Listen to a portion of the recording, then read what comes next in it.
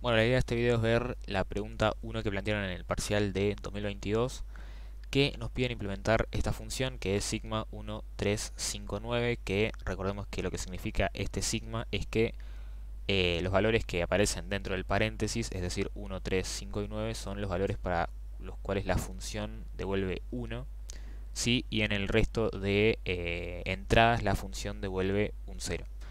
Sí, y nos pide implementar esta función entonces utilizando un multiplexor.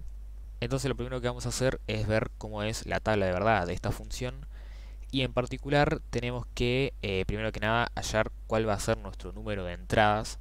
Sí, que siempre es un número potencia de 2, y en particular buscamos el número más grande a 10 en este caso, puesto que nuestra función va de mínima desde el 0 hasta el 9, así que tiene 10 elementos. Buscamos el número potencia de 2 que sea más grande que 10 y a su vez esté más cerca de 10. Y en este caso es 16, por tanto vamos a tener 16 entradas, o sea desde el 0 hasta el 15. Y como habíamos dicho, la función sigma lo que nos indica es que para las entradas 1, 3, 5 y 9 esta función devuelve un 1. Lo que quiere decir que en nuestra tabla de verdad la entrada 1, la entrada 3, la entrada 5 y la entrada 9 devuelven un 1 y el resto devuelve un 0. Y nos piden implementar esta función utilizando un multiplexor. Si un multiplexor es un circuito combinatorio que tiene n selectores, que también se le llaman entradas de control, y tiene 2 a la n entradas. ¿Sí? Estas entradas se alimentan de unos o ceros, y lo que determinan nuestros selectores o nuestras entradas de control es cuál es la entrada que yo voy a devolver. ¿Sí? Los multiplexores siempre tienen una única salida, y esa salida va determinada por el número que yo ingreso en el selector.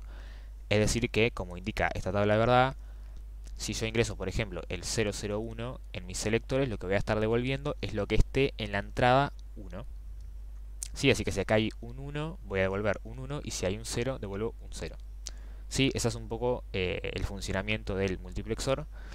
Y en particular, para implementar funciones de este tipo utilizando multiplexores, lo que hacemos es alimentar las entradas que devuelven un 1, es decir, 1, 3, 5 y 9 con corriente positiva, y las que devuelven un 0, es decir, las que no son 1, 3, 5 y 9, con corriente negativa.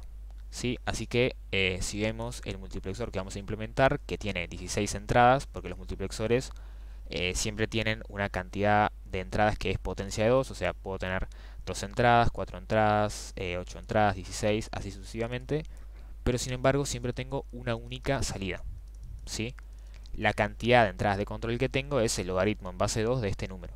Así que lo que vamos a hacer entonces es plantear nuestras dos fuentes, que una va a ser tierra para la corriente negativa y otra va a ser VSC para la corriente positiva, y lo que vamos a hacer es alimentar cada una de las entradas con la salida que le corresponde. En este caso 1, 3, 5 y 9 los vamos a alimentar con la corriente positiva y el resto con la corriente negativa.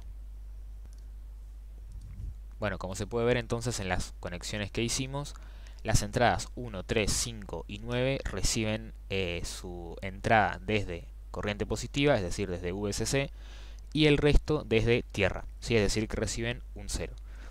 Esto quiere decir que el número que yo ingrese en mi entrada de control o en mis selectores va a ser la entrada que yo estoy devolviendo. Es decir, que si yo ingreso, por ejemplo, un 1, es decir, 0001, lo que voy a estar devolviendo es lo que esté en la entrada 1. Y en este caso lo que está en la entrada 1 es corriente positiva. Así que devuelvo un 1.